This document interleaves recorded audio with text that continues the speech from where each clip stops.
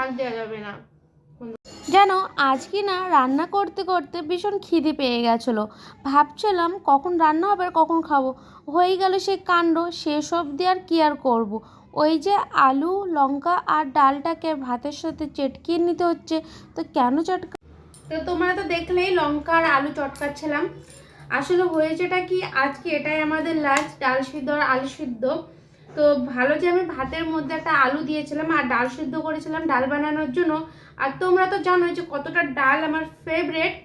আসলে হয়েছেটা কি, গ্যাসটা রান্না করতে করতে ফুরে গেছে। পটল ভাজছিলাম, পটল ভাজতে ভাজতে ফুরে গেল। এবার ভীষণ খিদে পেয়েছে, এবার কি করবো বলো, উপায় না পেয়ে এই যে এত সুন্দর যে খাবারটা তৈরি হয়ে রয়েছে সেটা আমার মাথায় নাই। আধা ঘন্টা ধরে খিদে লেগেছে। তারপরে ফাইনালি নিয়ে নিয়েছি ডাল সিদ্ধ আলু সিদ্ধ। ওয়াও, খেতে যা আমার মুখে জল আসছে কথা বলতে। তো চলো আমি খেয়ে নিই।